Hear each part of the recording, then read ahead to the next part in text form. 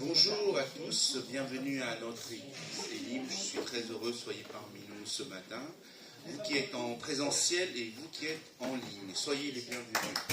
Avant de commencer par la louange, nous allons remettre tous ces instants dans la main du Seigneur. Nous allons prier pour notre église, pour nos familles, pour nos besoins, parce que nous avons un Seigneur qui écoute la prière de ses enfants. Alléluia. Nous allons courber la tête, fermer les yeux et prier.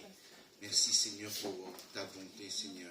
Merci encore Seigneur de pourvoir chacun de nos besoins Seigneur. Tu connais nos difficultés, tu connais nos manques Seigneur. Vraiment Seigneur, nous te déposons tous nos fardeaux au pied de la croix. Seigneur, que tu puisses agir dans nos vies Seigneur. Et que tu puisses nous combler, nous remplir de ton esprit encore Seigneur. Parce que nous avons besoin de toi à chaque instant, à chaque moment. Tu ne nous laisses pas seuls Seigneur. Tu nous as donné ton esprit Seigneur afin qu'on puisse poursuivre ton œuvre, Seigneur. Merci encore, Seigneur, pour cet amour, cette grâce infinie, Seigneur, que tu nous donnes en abondance, sans rien retour. Pas par nos mérites, mais parce que tu nous aimes d'un amour éternel. Merci encore, Seigneur, parce que tu es 3 fois saint. Nous voulons élever ton saint nom et nous voulons te glorifier. À toi soit la gloire et l'honneur. Nous te prions, nous te remercions. Au nom de Seigneur Jésus-Christ. Amen. Amen. Amen. Je demande à Pasteur Cathy de me mener dans la louange. Soyez bénis. Avec joie, ce matin, je vous invite à vous lever parce que le Seigneur est avec nous ce matin. Et nous sommes dans la joie dans sa maison parce qu'il va nous visiter, il prend soin de nous. Ce matin encore, il va encore nous fortifier, toucher nos cœurs. Alléluia. Famille de peuple, rendez à l'Éternel gloire et puissance. Rendez gloire au nom de l'Éternel. Apportez les offrandes, entrez dans ses paris. Dites parmi les nations, l'Éternel règne. Amen. Alléluia. Ce matin, nous voulons proclamer le beau nom de Jésus. Nous sommes très heureux d'avoir la sœur Patricia parmi nous. Le retour. Voilà. Et le nom de Jésus est au-dessus de tout nom. Ce matin, nous voulons proclamer Alléluia. Ton nom, Seigneur Jésus, merci, parce que tu es glorieux. Alléluia. Nous sommes dans la joie parce que tu es haut élevé dans le ciel. Ton nom est au-dessus de tout. Tout genou fléchira devant toi. Nous te donnons gloire. Couronné, couronné. Et nom de majesté. Tout l'univers te donne ta gloire.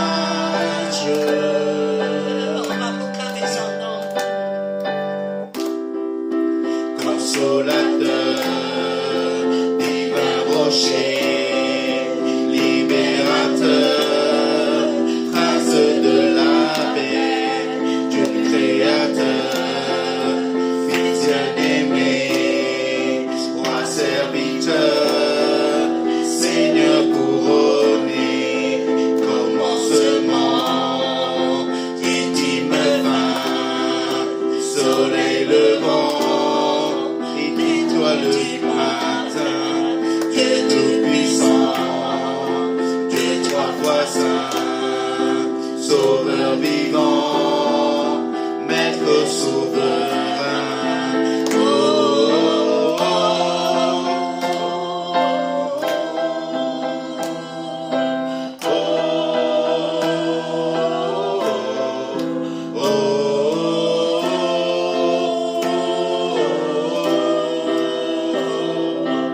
oh, Jésus, merveilleux nom, qui est semblable à toi, ô Dieu. Jésus, ton précieux nom est digne d'hommage. Merci Seigneur. Adoration, tu es le roi de gloire, notre victoire. Digne es-tu, Seigneur, Emmanuel. Reçois l'adoration, tu es le roi de gloire, notre victoire. Digne es-tu, Seigneur, Emmanuel. Dieu de lumière élevé dans les cieux, rempli de grâce et de paix, environné de louanges et de feu, gardien de l'éternité. Pourquoi quitter ce palais de bonheur pour un sentier de misère? Par quel chemin bouge les chemins de ton cœur, ont su trouver nos prières. Reçois l'adoration, tu es le roi de gloire, notre victoire. Digne es-tu, Seigneur, Emmanuel. Reçois l'adoration, tu es le roi de gloire, notre victoire. Digne es-tu, Seigneur, Emmanuel.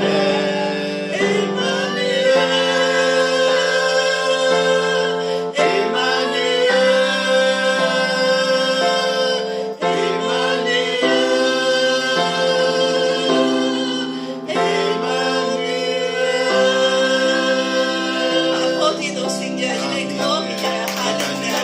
Seigneur, nous te donnons gloire parce que tu es ce Seigneur glorieux. Tu es venu jusqu'à nous. Oh Seigneur, tu nous apporter le salut, la grâce. Alléluia, Seigneur, tu es glorieux. Ce matin, nous te louons. Alléluia. Seigneur, sois élevé. Oui. Si vous savez la prière de élever le roi, de remercier, de glorifier Jésus, fais-le maintenant, de lui rendre gloire parce qu'il est le Seigneur glorieux. Alléluia, Gloire à alléluia. ton Saint-Nom, Père céleste. Gloire à ton Saint-Nom, Seigneur Jésus-Christ. À toi toute la gloire, à toi toute l'adoration. Nous sommes parvenus enfin cette matinée, nous afin de te louer, t'adorer, t'élever. Alléluia. Surtout quand tu es digne Tu es digne de d'adoration. cette louange, Seigneur. Alléluia. Gloire, Merci gloire encore. te soit rendue. Oui, Seigneur. Loué soit ton nom, Seigneur. Le Dieu tout-puissant, le roi des rois. Merci, Père céleste. Amen, amen, amen. Continuez à louer. Seigneur, nous voulons encore nous élever à toi ce matin, Seigneur. Nous voulons, parce que tu es notre Seigneur glorieux, Seigneur. Tu mérites chaque louange, chaque adoration, Seigneur.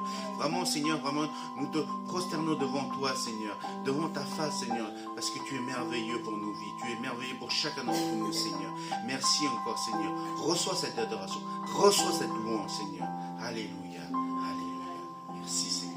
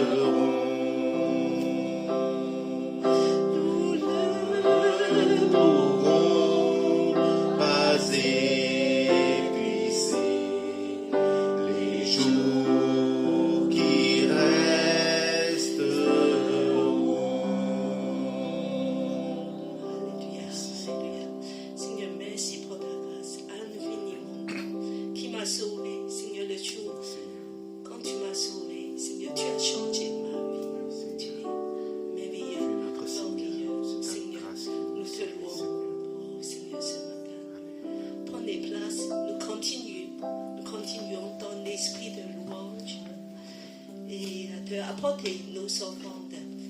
Alors je dis que cette semaine, c'est la dernière semaine pour les offrandes de la reconnaissance, pour les dons de la reconnaissance.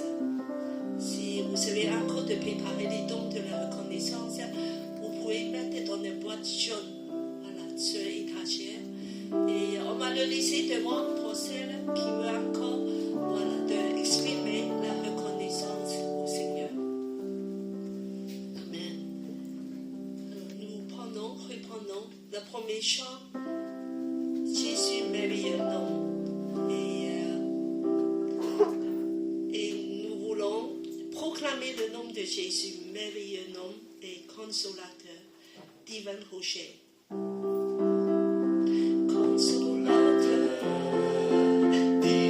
Rocher, libérateur,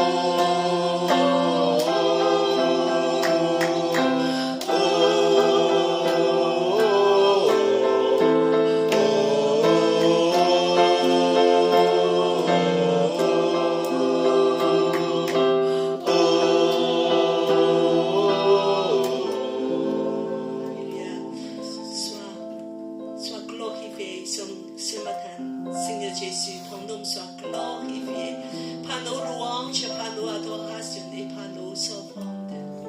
Alléluia. Et je demande Saint-Dieu à prier pour les offrandes.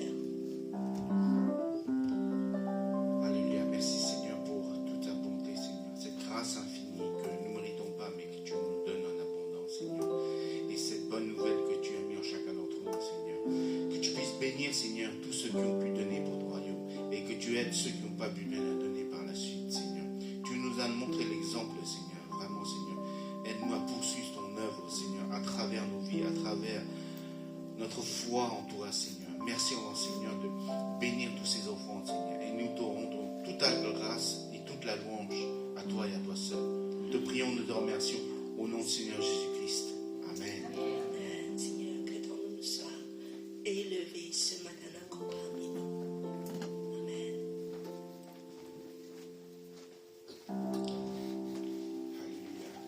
Rebonjour à tous, bienvenue à notre église Elim.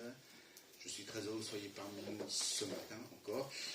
Nous sommes une église des nations, pour ne pas oublier. Notre devise n'a toujours pas changé. C'est aimer Dieu, aimer la famille de Dieu et servir les autres, servir les gens qui sont autour de nous, de nos familles. Voilà. Et nous avons quelques annonces pour la semaine. Alors, voilà. Gabriel, tu peux afficher, s'il te plaît. Alors. Voilà. L'évangélisation. Donc, ce sera samedi prochain, c'est ça, Cathy? Alors, en fait, aujourd'hui, après le culte, il y a un moment d'évangélisation pour le quartier. Donc, on a une table, on met dehors, on va suivre le fait Dieu donné. Donc, il y aura nous, voilà, Voilà, ceux qui veulent participer, voilà, c'est aider notre participation frère. libre, toujours, Voilà, donc, toujours libre. mais qu'il y a toujours le grand mandat pour l'Église, c'est qu'aller, faites de toutes les nations des disciples, baptisez-les au nom de Père, Père, du du Fils Fils et et du du Saint-Esprit. Saint-Esprit. C'est dans Matthieu 28, 19. Donc, c'est un commandement de notre Voilà. Seigneur. Et le samedi prochain, le samedi qui vient, le 28 à 15h, avec porte étroite, et on peut faire une évangélisation pour le quartier aussi. Alors, on nous invite pour le faire. Et donc, c'est libre participation. C'est avec le pasteur Didier. Voilà, Pour Didier. tous ceux qui a à cœur de dire qu'on a fait autour des métros et de distribuer un peu des flyers pour annoncer de bonnes nouvelles de la règne de Dieu, comme en évangile de Marc. Le temps est Accompli, le règne de Dieu est proche. Changez et croyez à la bonne nouvelle. C'est ce que nous avons étudié dans l'évangile de Marc. Voilà. Donc, on vous sollicite soit, si vous avez le temps après le culte, à participer à l'évangélisation devant l'église, et aussi, si vous avez la possibilité, samedi qui vient, le 28, avec l'église Porte Étroite, notre partenaire de l'après-midi, à évangéliser autour du 13e. Voilà. Après, voilà, nous avons le parcours, donc en fait, aujourd'hui c'est annulé parce que je crois qu'on est un peu secoué, fatigué, donc... Mais le parcours reprend dimanche prochain. Dimanche prochain, et il y a 2 rendez-vous de parcours, et à cause que nous avons des rendez-vous spéciaux, ce mois-ci avec Sylvine.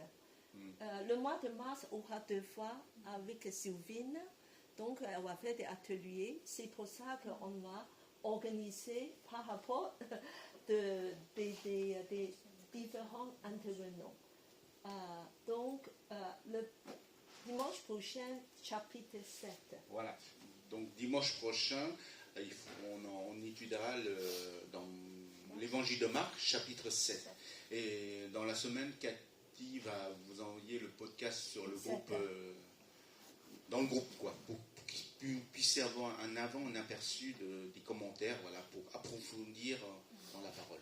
Et qu'on puisse partager dimanche prochain nos avis. Voilà. Et le dimanche 20, c'est chapitre 8.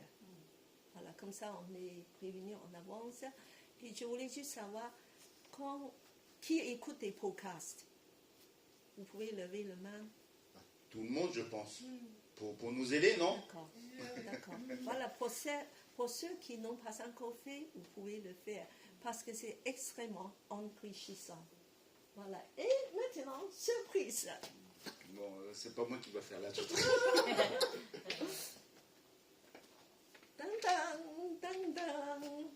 Alors, bonne nouvelle pour, voilà, pour Elim, c'est des choses, on m'a dit que... Alors, on m'a toujours dit que pourquoi on ne fait pas une retraite? Ça, c'est depuis longtemps. Alors, les gens de Elim espèrent avoir ce moment de détendre, d'être ensemble. Donc, nous allons faire cette année. Alors, en plus, donc, on est en train d'organiser dans le banlieue de Paris, il y a un week-end, 3 jours, vendredi au dimanche.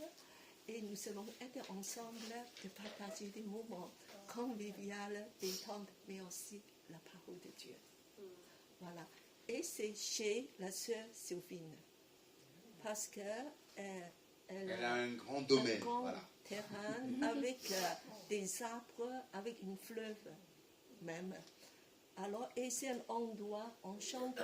Parce qu'autour, même les enfants, ils peuvent faire plein de choses. Il y a des activités et on peut faire du camping.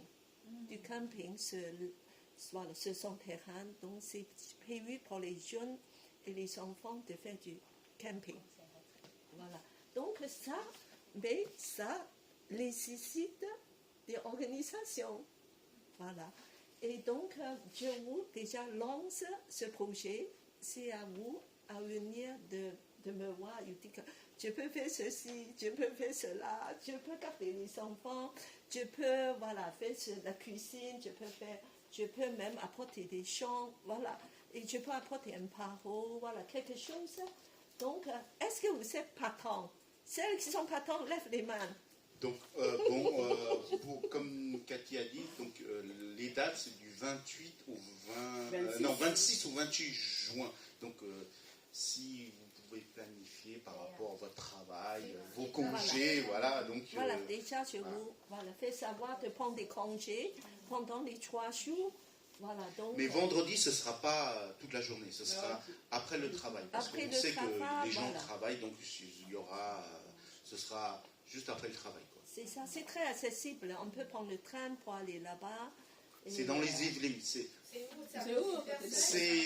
Je pense que c'est à côté de... Je ne sais pas, c'est marqué à Rosé.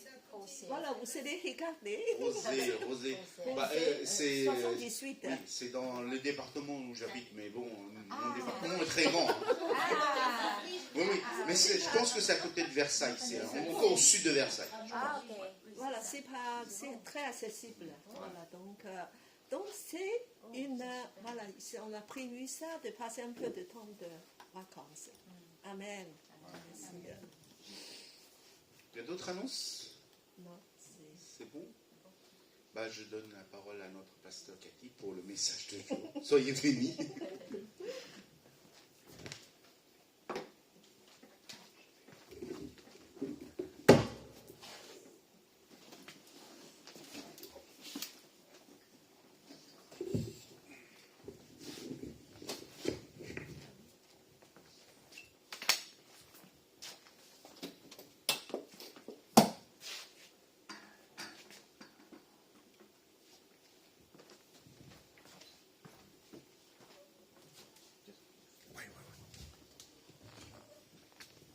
J'aurais besoin d'une chambre.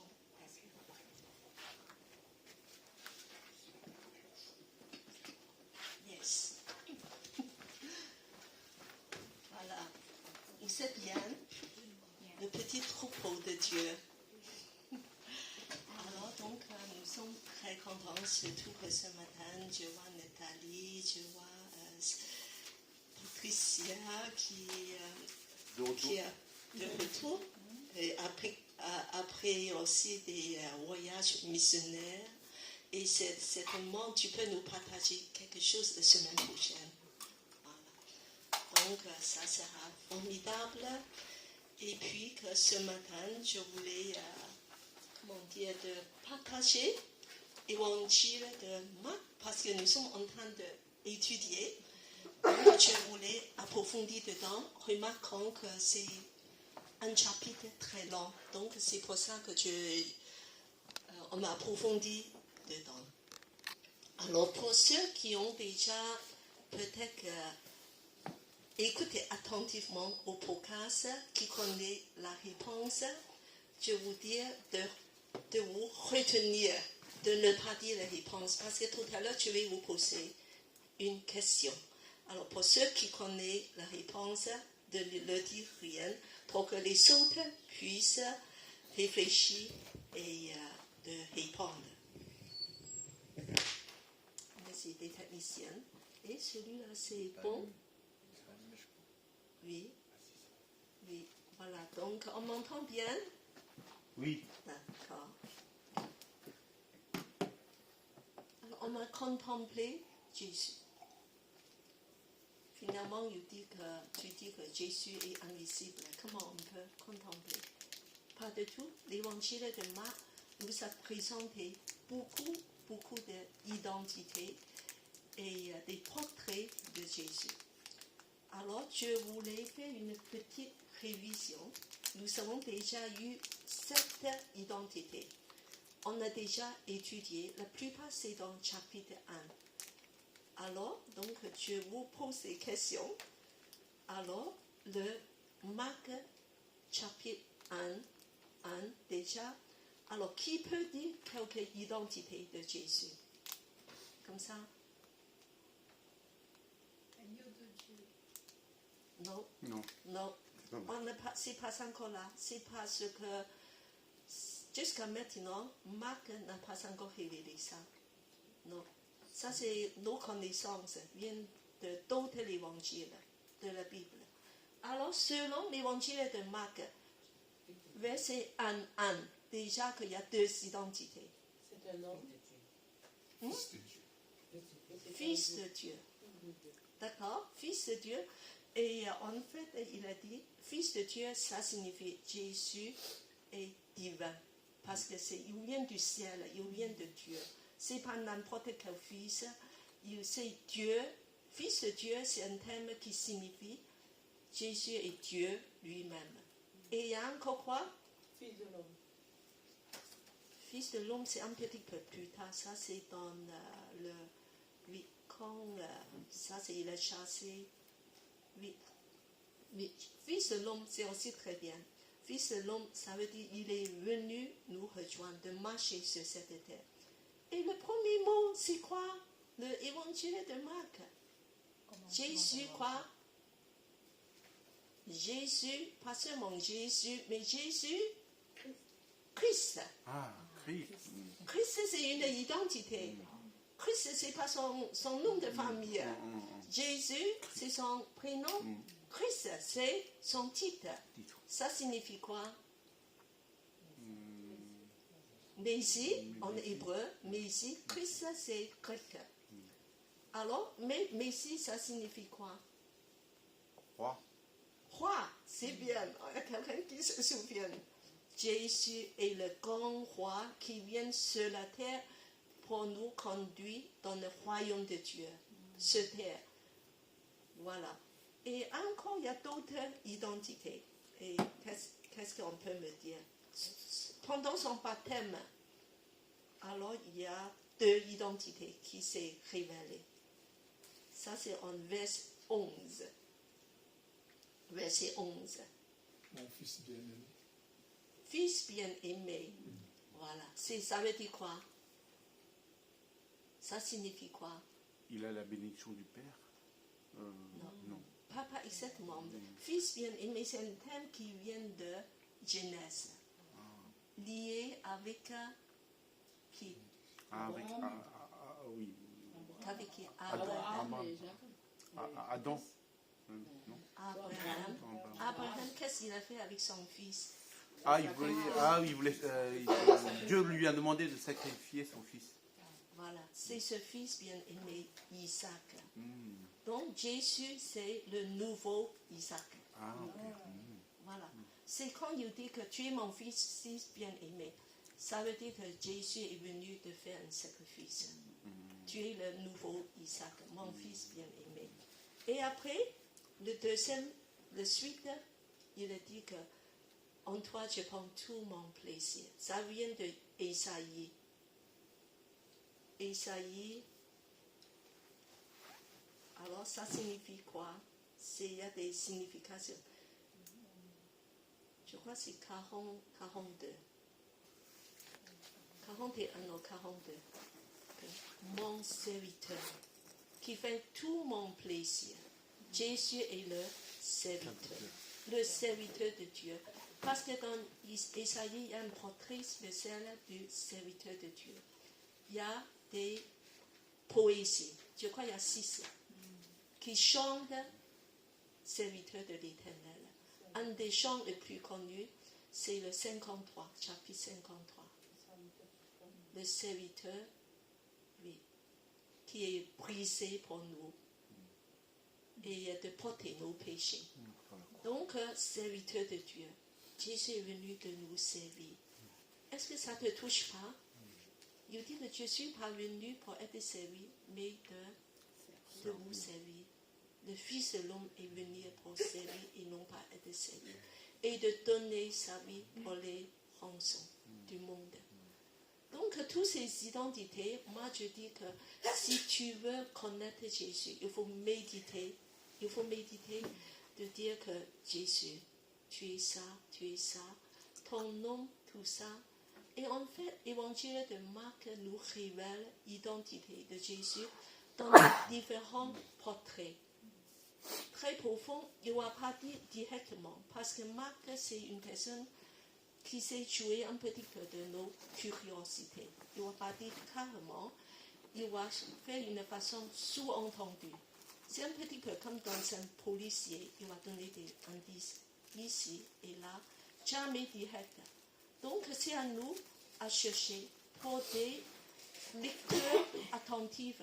Tu peux trouver, comme tu trouves un trésor, il faut lire la Bible pas comme un livre, pas comme un magazine, de dire oh, mais aujourd'hui j'ai lu de chapitre 3 chapitres. Il faut méditer et il faut chercher même la profondeur des choses que Dieu veut révéler. Alors aujourd'hui, Marc, l'auteur, il va encore révéler une identité de Jésus à travers la multiplication de pain. D'accord?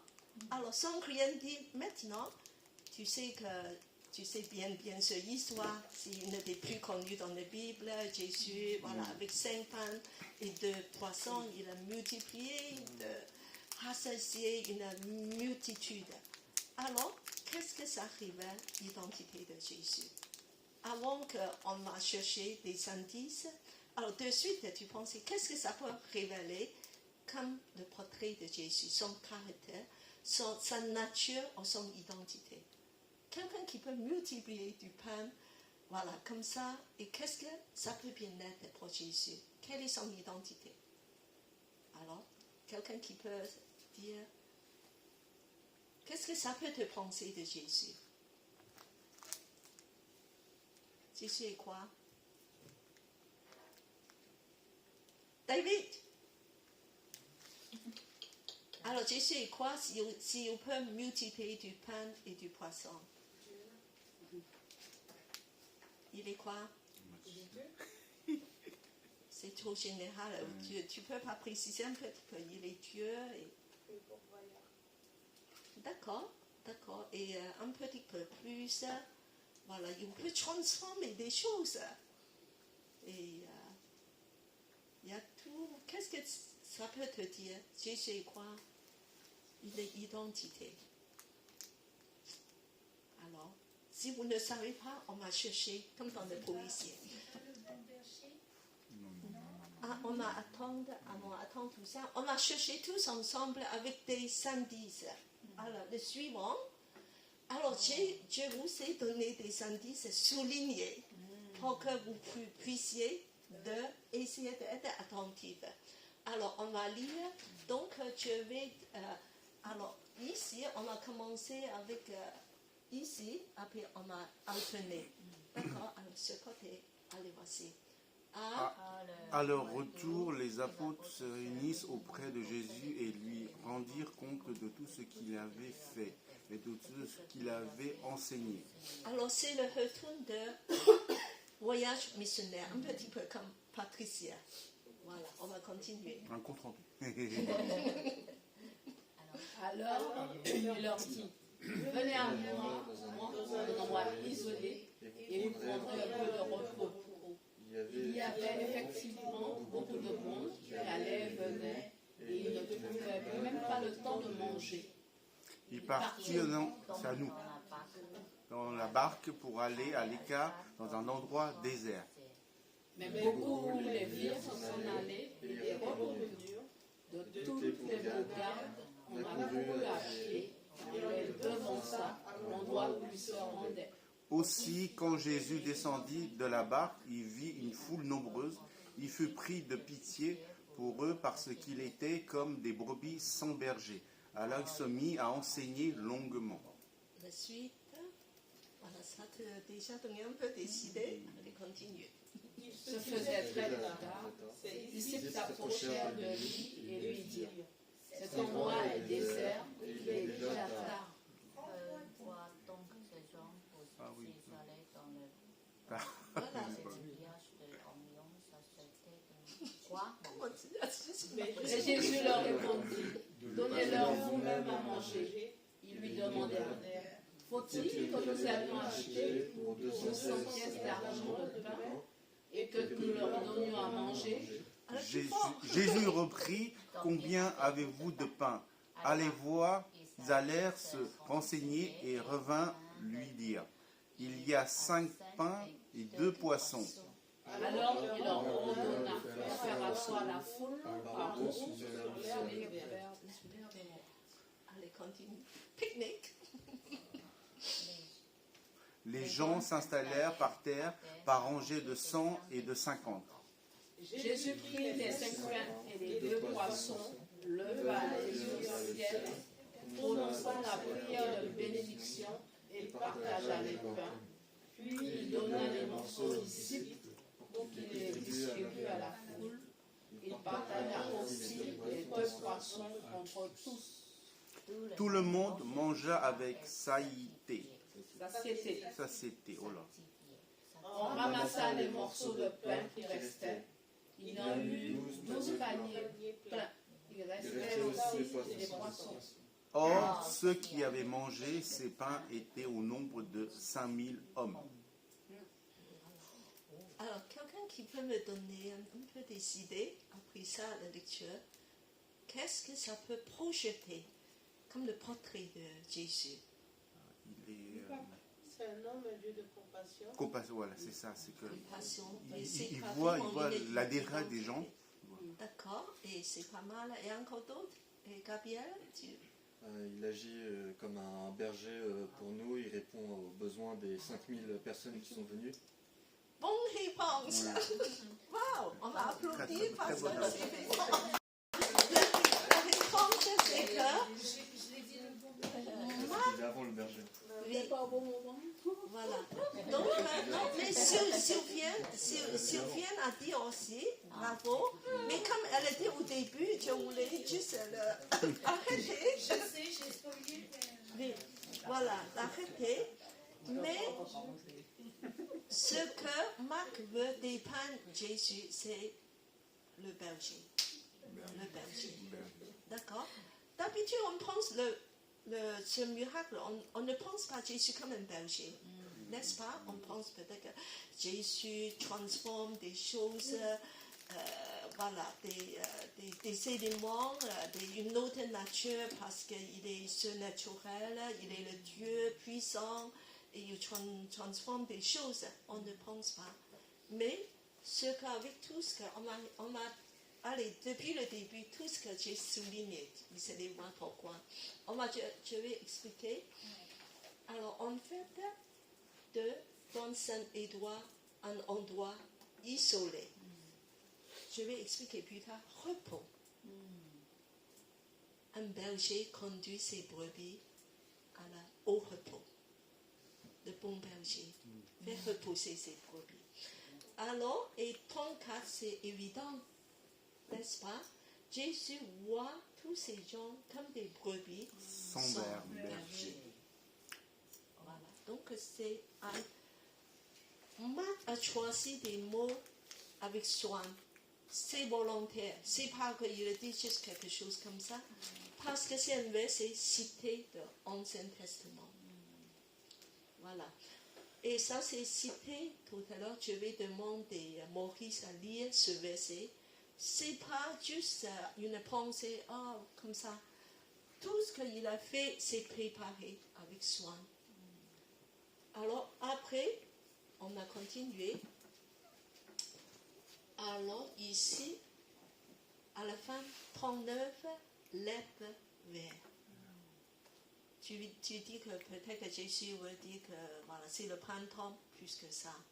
Ça, Jésus va reposer tous les brebis dans de verts pâturages. On continue. Alors, tu as expliqué le rangé de 150 et puis que c'est le bon berger qui va satisfaire tous les besoins satiétés, de besoins de tous ces brebis. Voilà, on a regardé en détail. Voilà, maintenant on va continuer. Qui est Jésus? Alors on a répondu. Et en fait, je vous dis un peu le contexte, c'est un petit peu comme Patricia qui est retourne voilà, de voyage missionnaire. Alors le contexte, juste avant ça, il y a les 12 apôtres qui sont retournés de voyage missionnaire. Parce que Jésus a envoyé 2 par 2. Donc, il y a 6 équipes. Alors, ce qui s'est passé, moi je pense, c'est que quand ils sont retournés, comme ils sont allés dans beaucoup d'endroits, peut-être que ça a duré 2 semaines, un mois. Donc, il y a beaucoup de gens, beaucoup de villages alentours sont convertis. Donc, ces gens-là voient que des apôtres vont quitter l'endroit et donc ils voulaient en fait connaître Jésus. Donc, ils ont peut-être suivi les apôtres dans des différents endroits. Il y a plus que 6 parce que peut-être ils sont allés en 2-3 endroits. Donc, il y a peut-être une dizaine d'endroits. Tous ces gens-là vont venir. Et en plus, de lac de Galilée, si vous étiez là-bas, vous allez comprendre pourquoi. Parce qu'en fait, c'est plat tout autour. Tu vas voir tout autour de lac, un petit peu, des villages, jusqu'à l'autre côté. Et après, c'est les collines. Donc, en fait, on peut voir des déplacements des gens. Alors, quand on voit que Jésus est monté sur le bateau, tout le monde a suivi le bateau. Il dit que, le bateau va là-bas. Donc, des gens ont même comment dire, aller plutôt des avancées. En amont. Voilà. Jésus, de rester là. Alors, c'est comme une boule de neige quand des gens ils sont dans cet endroit. Ils disent que viens. À d'autres, ils disent que qu'est-ce que c'est? Il y a Jésus, il peut guérir des malades. Donc, ça fait des boules de neige. Donc, des gens sont rués vraiment vers cet endroit d'attendre avant Jésus soit arrivé. Alors, ce qui se passe, c'est que quand Jésus est descendu du bateau, incroyable, avec principalement des apôtres, parce qu'ils sont fatigués de voyage missionnaire comme Patricia. Et Jésus dit que viens, on a passé un temps en repos, et se reposer, on a bien mangé, tu vas me raconter en détail tout ça.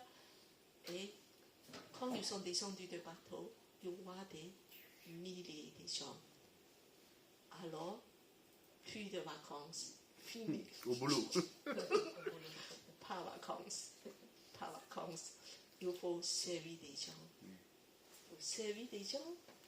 Et je pense que dans le cœur des apôtres, Encore. Nous avons déjà travaillé pendant un mois, très dur. Et maintenant, pas de vacances. Voilà. Alors, la suite. Voilà, donc, le bon réponse, c'est que Jésus est le berger par excellence. Voilà. Et ici, ce qui est signifiant, c'est qu'après, de suite, après, le suivant, s'il te plaît. Quand je dis berger, alors vous allez de suite penser, voilà, c'est celui qui garde des moutons, qui garde des brebis. Parce qu'il y a 3 modèles de bergers dans l'Ancien Testament. Quand dans l'Antiquité, quand on dit que c'est un berger, ça peut signifier un chef du pays, un dirigeant de pays. Voilà, parce qu'il prend soin de son peuple. Donc, c'est très souvent d'évoquer un berger comme un roi, un dirigeant du pays. Alors, en fait, dans ces passages-là, Jésus aussi est évoqué comme Moïse, un nouveau Moïse. Pourquoi? Alors, Moïse, c'est un chef, n'est-ce pas? Un chef politique. Il a conduit tout le peuple d'Israël de quitter l'Égypte, de rester dans le désert et de l'emmener dans le terre promise. Donc c'est un grand chef spirituel et politique. Mais malheureusement, avant qu'on a entré dans le terre promise, Dieu dit que Moïse, tu ne peux pas entrer. Parce que tu as fait des choses pas bien. Attention, les chefs. Alors, il faut que vous priez beaucoup pour moi, parce que ça peut être très sévère. Dieu dit que non, tu as fait quelque chose de pas bien, tu as murmuré, tu as fait des choses qui ne m'ont pas glorifié, et tu as fait des choses pas, tu as plaint, tu as dit des mots trop vite. Et tu m'as offensé et tu ne peux pas entrer.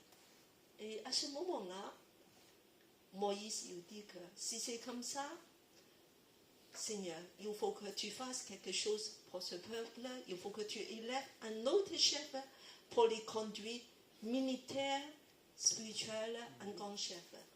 Alors, donc, c'est ce passage évoqué de Nombre 27, 17, qui est exactement cité par Marc. Alors, je demande Moïse à lire ce passage, 27, 17. Maurice. Qui est marqué dans Nombre, chapitre 27, verset 17. Moïse, quelqu'un qui marche au combat, à leur tête. C'est Moïse qui dit ça, oui. Qui dit à Dieu. Donc, et qui conduit leur mouvement militaire afin que la communauté de l'Éternel ne soit pas comme un troupeau sans berger. Tu peux répéter encore une fois? Donc Moïse, quelqu'un qui marche au combat. Voilà, tu dis juste quelqu'un, il demande Dieu quelqu'un, il faut que tu choisisses quelqu'un qui marche, continue. Quelqu'un qui marche au combat à leur tête et qui conduit leur mouvement militaire afin que la communauté de l'Éternel ne soit pas comme un troupeau sans berger. Voilà, amen. Exactement le mot de communauté de Dieu ne soit pas comme un troupeau sans berger. Voilà. Un troupeau sans berger, c'est comme ici cité comme des brebis sans berger. Alors, ce que Jésus est descendu du bateau, des disciples, ils voient tous ces gens qui viennent nous déranger, ils vont encore les servir. Alors, dans les yeux de Jésus, ils les voient comme des brebis. C'est un troupeau, c'est des brebis sans berger. Moi, je trouve qu'il y a une très grande compassion de Jésus.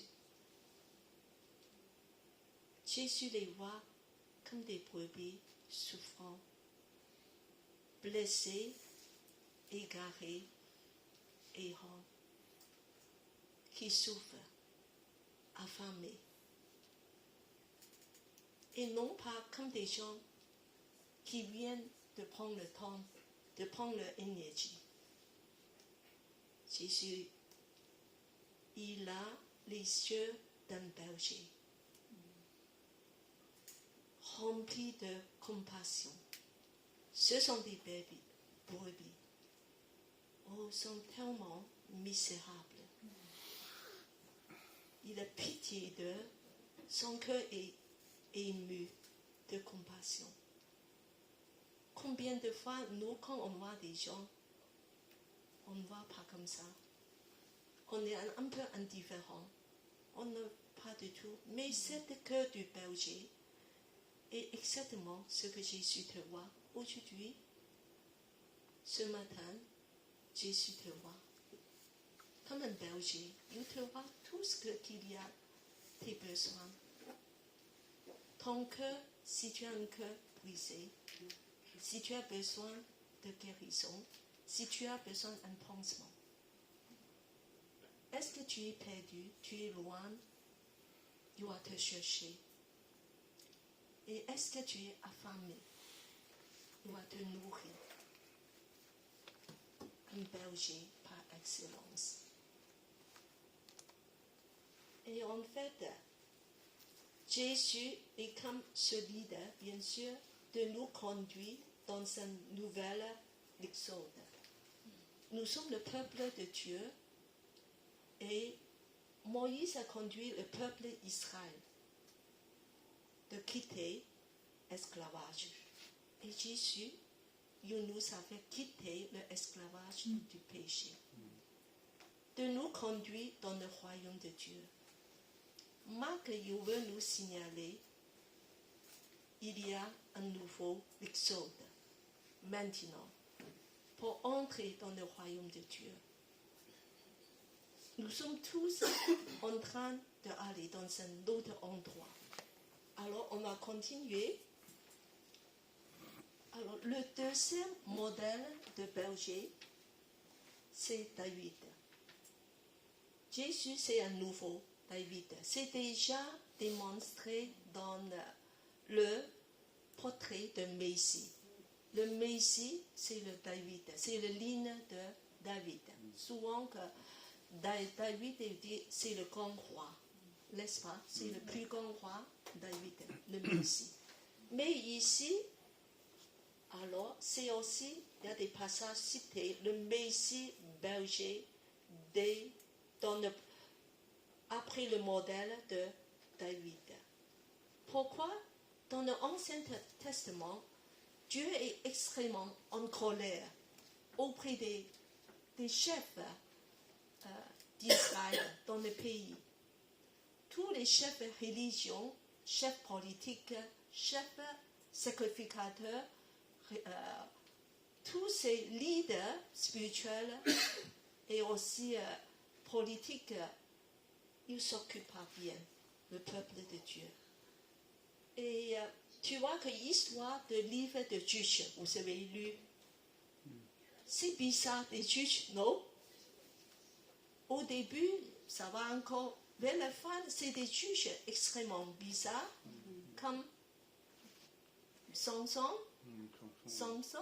Et encore, il y a d'autres. Après, c'est même horrible. Vers la fin, c'est carrément des gens qui détruisent le peuple. Alors, et même dans l'évangile de Marc, il y a un chef qui est très bizarre. Dans le contexte, qui peut me dire? C'est juste dans le même chapitre 6. Alors, on vient d'étudier semaine dernière. Un chef bizarre. Oui. Horrible. Hérode. Ah, Hérode, le roi Hérode. Ah, le roi Hérode. Qu'est-ce qu'il a fait? Il a fait décapiter Jean. Tu vois, un chef horrible. voilà, tuer des gens, tuer des Juifs. Donc, c'est des mauvais bergers. Dieu est extrêmement fâché auprès des mauvais bergers. À ce point-là, il dit que ça suffit. Il dit que moi, je vais changer tout ça. Je vais changer tout ça. Vous allez voir. Alors, Dieu donnait à lire avec une foi remplie de colère. Alors, ça c'est dans tout le chapitre d'Ézéchiel, chapitre 34. C'est tout un passage très long que Dieu fait des reproches des mauvais bergers, aux mauvais bergers. Dieu est extrêmement en colère. Dieu donnait à juste lire versets 2 à 11. Voilà. Alors, tu restes debout et il faut que tu sois très agité, comme le cœur de Dieu. Fils d'homme, prophétise contre les bergers d'Israël. Prophétise et dis-leur aux bergers. Ainsi parle l'Éternel, le Seigneur l'Éternel. Malheur aux bergers d'Israël qui se repaissaient eux-mêmes. Les bergers ne devraient-ils pas faire paître les brebis? Vous mangez la graisse. Vous êtes vêtus avec laine. Vous avez sacrifié des bêtes grasses. Vous ne faites pas paître les brebis. Vous n'avez pas fortifié celles qui étaient faibles. Soignez celles qui étaient malades. Pensez celles qui étaient blessées. Vous n'avez pas ramené celles qui s'égaraient. Cherchez celles qui étaient perdues. Mais vous les avez dominées avec force, avec rigueur. Elles ont été disséminées par manque de bergers. Elles sont devenues la proie de tous les animaux de la campagne. Elles ont été disséminées. Mes brebis errent sur toutes les montagnes et sur toutes les collines élevées. Mes brebis sont disséminées à la surface de tout le pays. Nul n'en prend soin, nul ne les cherche. C'est pourquoi, berger, écoutez la parole de l'Éternel. Je suis vivant, oracle du Seigneur, l'Éternel, parce que mes brebis sont au pillage et parce que mes brebis sont devenues la proie de tous les animaux de la campagne, faute de berger. Parce que mes brebis ne prenaient aucun soin de mes brebis. Parce que les bergers se repaissaient eux-mêmes et ne faisaient pas paître mes brebis. À cause de cela, berger, écoutez la parole de l'Éternel. Ainsi parle le Seigneur, l'Éternel. Mais voici contre les bergers. Je réclamerai mes brebis de leurs mains. Je ne les laisserai plus faire paître mes brebis, pour que les bergers ne se repaissent plus eux-mêmes. J'arracherai mes brebis de leur bouche, et elles ne seront plus une proie pour eux. Car ainsi parle l'Éternel, Seigneur. C'est moi-même qui prendrai soin de mes brebis, et j'en ferai la revue. Amen. Wow. Amen. Dieu dit, ça suffit. Tu sens le colère, le cœur de Dieu pour ses brebis. Il dit que vous êtes des mauvais bergers. Attention, des pasteurs. Pasteur, ça veut dire berger. Si tu veux être pasteur, fais attention. Tu es responsable de prêtre des brebis. Alors donc Dieu est en colère. Le verset, tout le chapitre, jusqu'à verset 23, Dieu dénonce des mauvais bergers. Et le 23, à la fin, Dieu il va dire quoi? Alors, on va lire tous ensemble. J'établirai à leur tête un seul berger qui les fera paître. Mon serviteur David, il prendra soin d'elle et sera leur berger. Le grand berger David, c'est Dieu qui a élevé pour prêtre tout le peuple d'Israël. Donc, tu vois que Dieu a cœur vraiment de prendre soin de son peuple. Et derrière David, il y a encore un plus grand berger par excellence, c'est Jésus. Jésus. Alors, nous avons tous des chefs politiques. Bon, et autour de nous, ils font beaucoup de mal, n'est-ce pas? On connaît des dictateurs en Corée du Nord. Voilà. Il n'y a pas que lui. En Afrique, En France aussi, Aux États-Unis aussi. en Chine aussi. Oui, en Chine aussi, hein. Ça c'est normal. C'est pas normal. C'est pas Dieu normal, dit mais bon. c'est pas normal. Alors, qui fait beaucoup de mal aux brebis. Donc Dieu dit qu'un jour, je vais vous donner un bon berger. Tout ça sera fini. À rétablissement du royaume de Dieu, il y aura la justice. Parce que ça sera dirigé par le bon berger, Jésus. Il y aura le vraie justice. Il y aura la paix. C'est ce jour-là, tout va être renversé. Alors, on va continuer. Donc, le troisième modèle, c'est le divin berger. Alors, le premier, c'est Moïse. Deuxième, c'est David. Nous sommes tous des bergers. Alors, le troisième, c'est le divin berger. Voilà, on connaît le divin berger, c'est Dieu lui-même. Parce que c'est le portrait que Dieu a dit dans Psaume 23. Yahvé est mon berger, oui. L'Éternel est mon berger. Yahvé est mon berger. Éternel est mon berger. Et en Ézéchiel, tout à l'heure, le dernier verset, on a lu, alors on va lire tous ensemble. Voici ce que déclare le Seigneur éternel. Je vais moi-même venir m'occuper de mon troupeau et en prendre soin. Dieu dit, je vais moi-même. Moi, Dieu, je vais être le berger. C'est moi. Tous les mauvais bergers, allez, dégage. Amen. Moi, je prends des choses en main, je vais être ce bon berger. Je vais moi-même de m'occuper de mon troupeau et en prendre soin. Quelle bonne nouvelle. C'est ça qui va arriver. Alors, quand je suis venue à Elim, il y a un peu près 4 ans et demi, Dieu m'a dit quelque chose. C'est le verset de Luc 12, 32. Et il me dit que, à propos d'Elim, il dit, sois son grand petit troupeau. Nous sommes un petit troupeau. Car votre Père a trouvé bon de quoi? De vous donner quoi? Le royaume. Le royaume. Le royaume de Dieu. Le royaume. Elim. Brebis de Dieu. Troupeau de Dieu. Dieu va vous donner son royaume. Amen. Quelle bonne nouvelle, quelle consolation. Il nous conduit vers son royaume. Alors, on va continuer. Alors, ça c'est le psaume 23, on connaît très très bien. Mais je voulais, ce matin, on va lire vraiment de dire que Dieu est le bon berger. Et en fait, ce Dieu est venu dans la personne de Jésus, vraiment de nous conduire, de démontrer son amour, sa compassion. Amen. Et chaque mot, c'est pour nous, c'est brebis. Alors Dieu demande qu'on y est vraiment avec le cœur. Voilà, tous ensemble.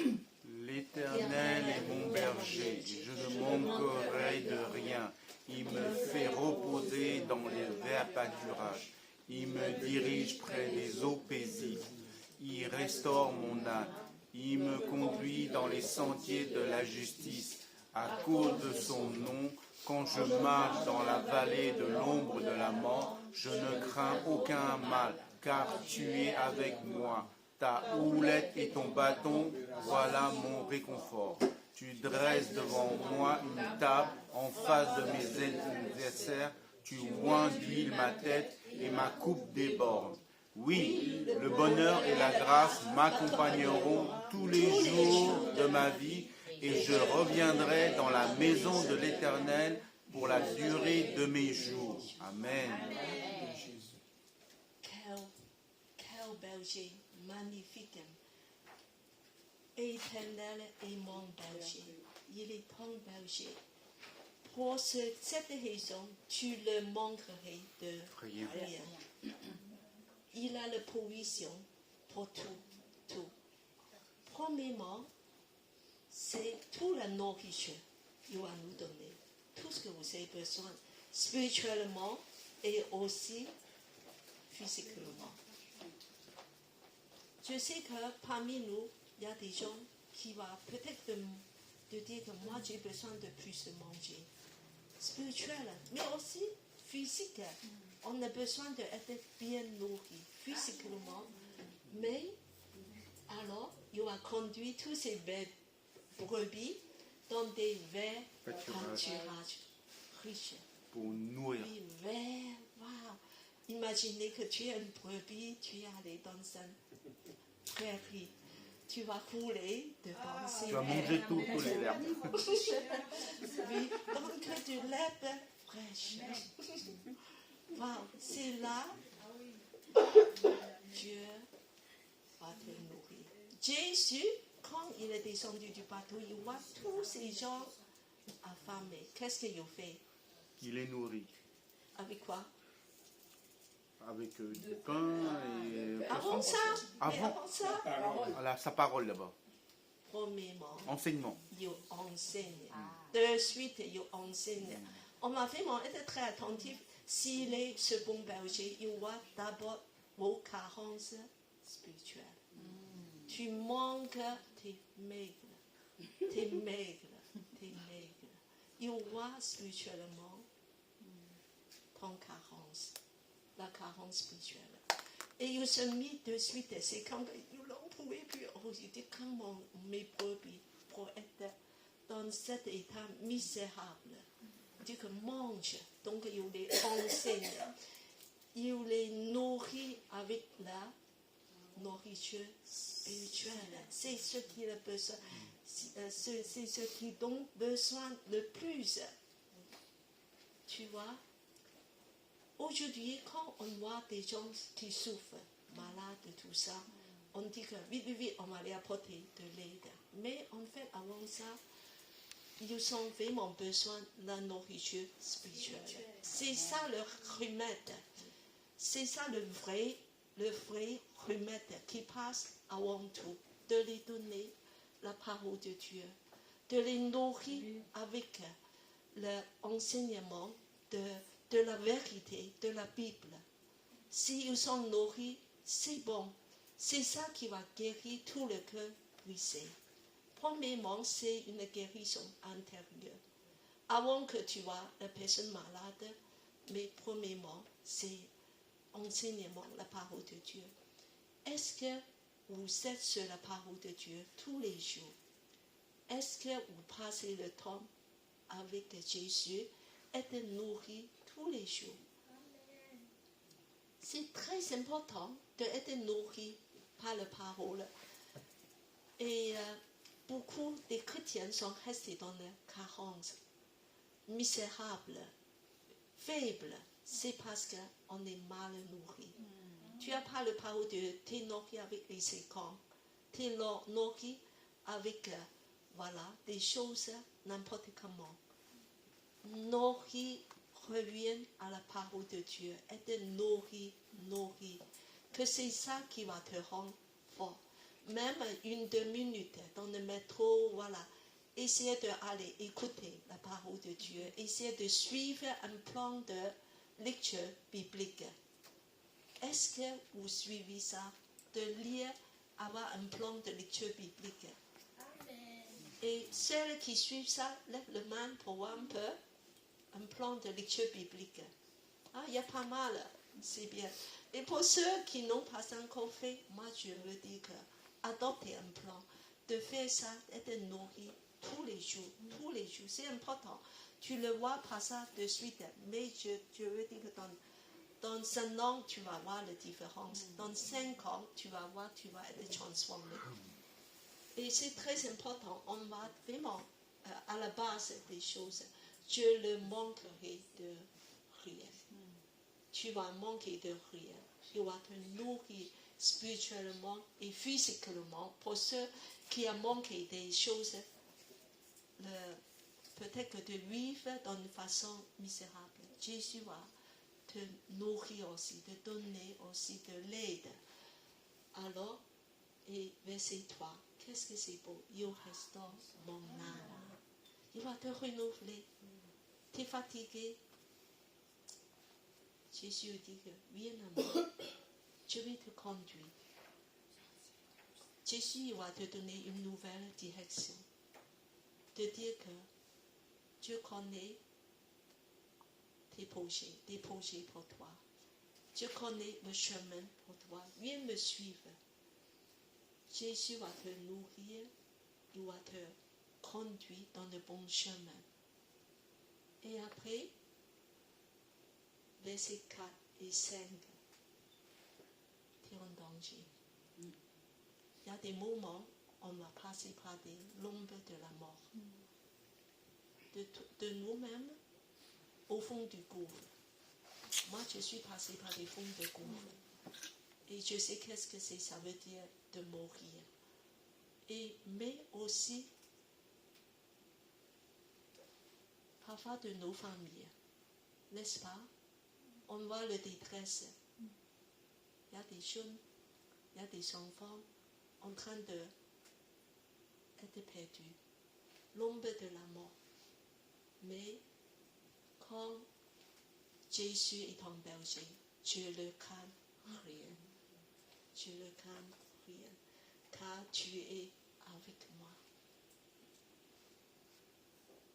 Et devant nos ennemis, tu es attaqué aujourd'hui, tu es plein en ton détresse, tu es entouré des gens opposés à toi, des choses opposées à toi.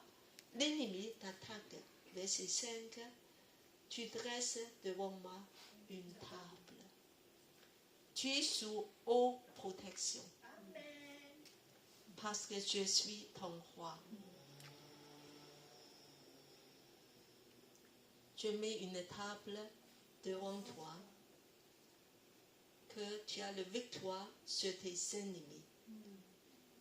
Tu seras là d'avoir cette bonheur de communion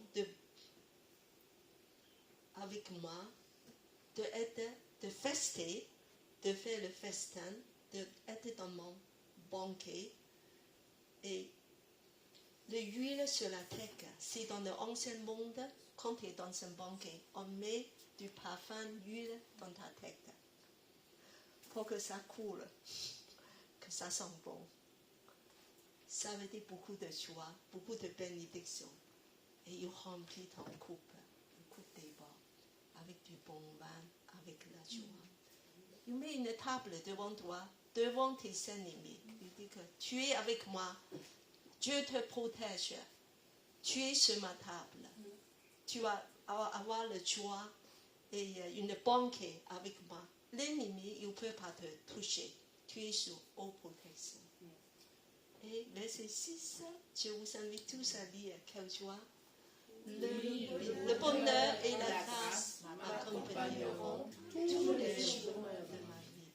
Je viendrai dans le maison éternel pour la durée de mes jours. Quel bonheur! Vous êtes des brebis de l'Éternel. De bon berger Jésus. Quelle joie! La suite. Alors, on a déjà parlé un petit peu de ça tout à l'heure. Les yeux de compassion de Jésus. Il est ému pour toi. Quand il te voit, il est ému pour tes besoins. Alors, en fait, c'est une situation assez bloquée. Parce que des disciples ne savent pas quoi faire. Des disciples disent, on va aller. Ils vont chercher du manger. Moi, je ne peux pas m'occuper de leurs besoins.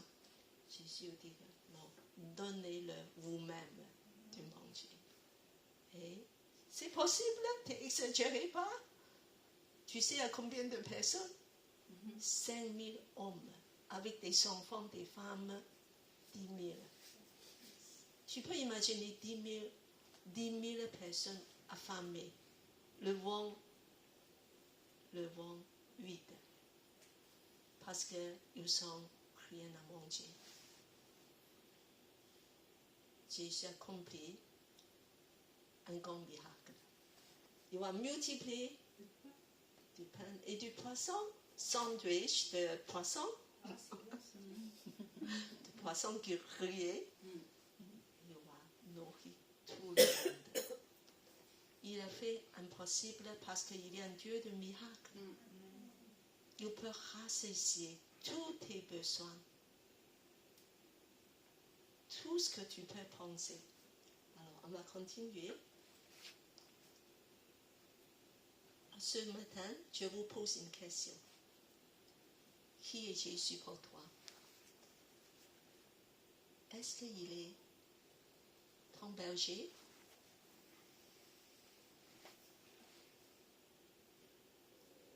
Est-ce que ce matin, tu vois sa compassion? Est-ce qu'il est vraiment ton berger? Et est-ce que tu es sa brebis? Si tu appartiens à lui, il te fait paître. Il prend soin de toi dans tous les aspects de ta vie, matérielle et spirituelle. Il connaît ton nom personnellement. Berger, c'est une identité par rapport à tout ce qu'on connaît de Jésus, très personnelle.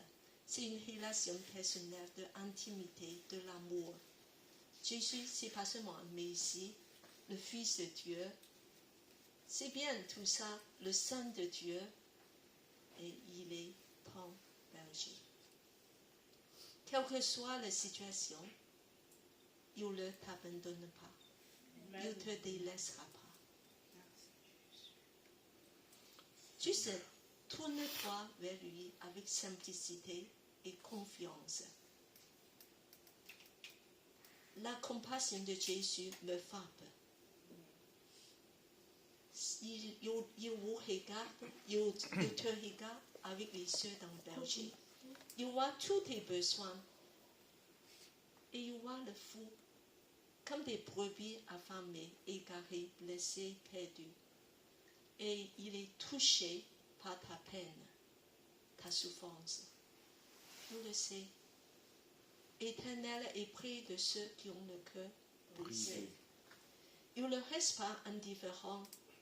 Il est rempli, éprouvé de plein de compassion, de pitié, de l'amour pour toi.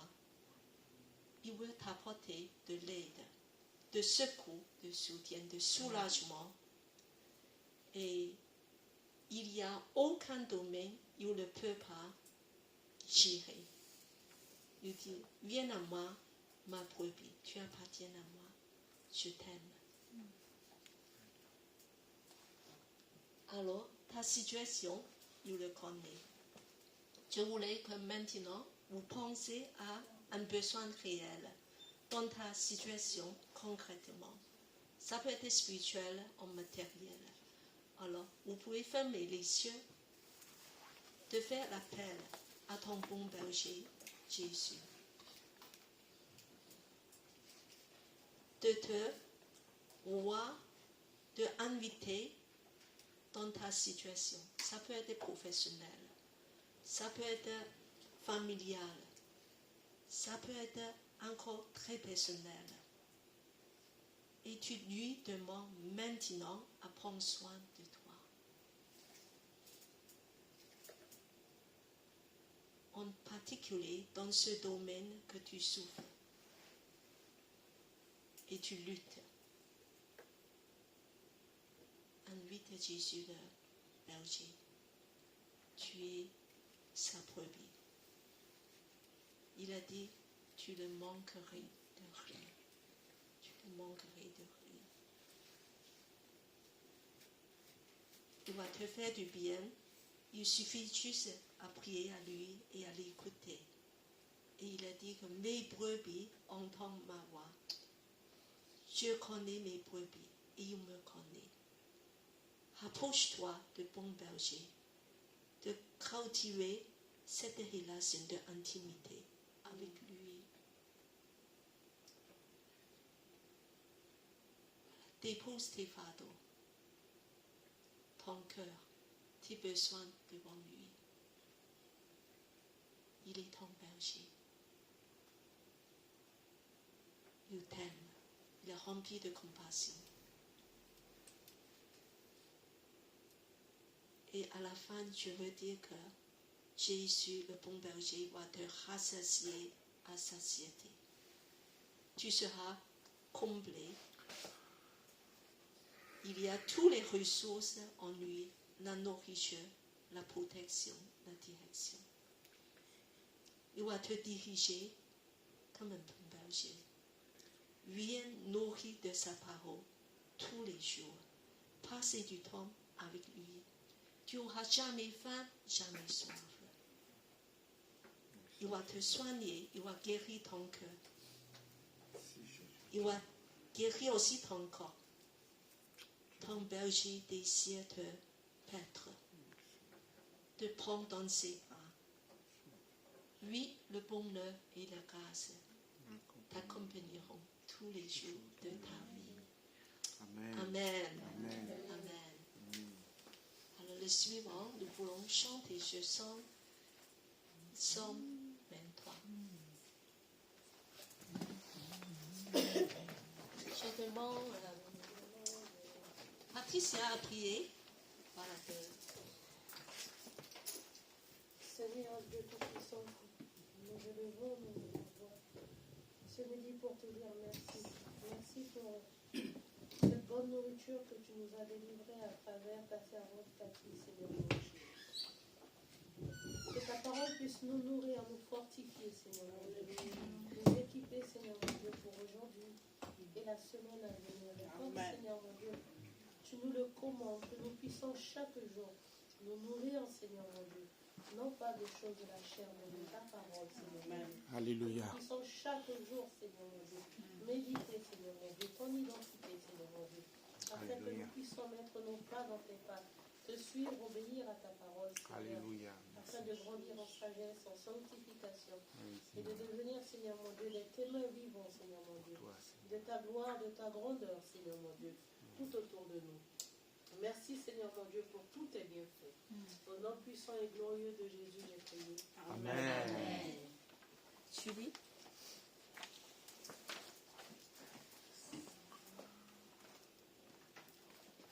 C'est un nouveau chant, mais nous allons de chanter avec nos cœurs éternel et mon berger.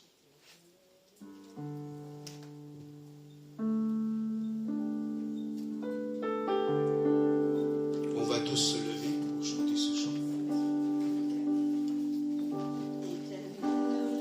Mon berger, je ne manquerai de rien. Il me fait reposer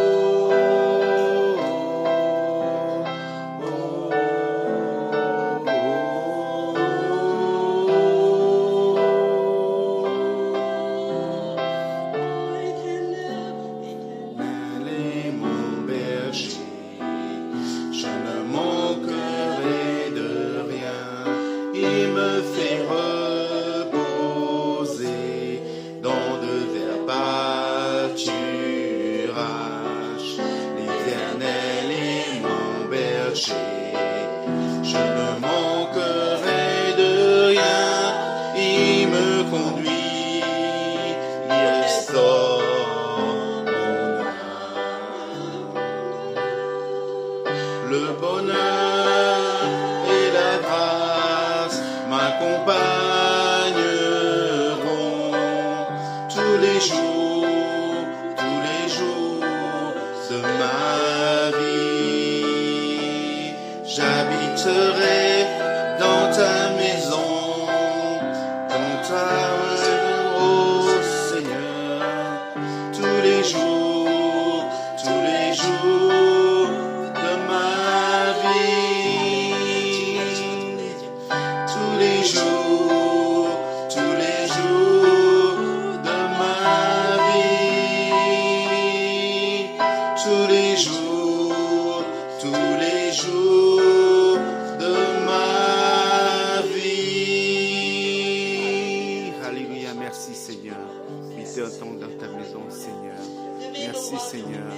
Merci Seigneur pour toute ta grâce, Seigneur. Merci Seigneur, que tu puisses nous rassasier de toi, Seigneur. Ton amour est éternel, ton amour ne change pas, Seigneur. Merci Jésus. Alléluia.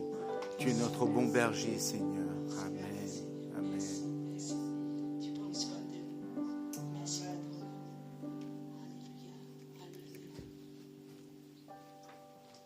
Prenez place, le culte est terminé.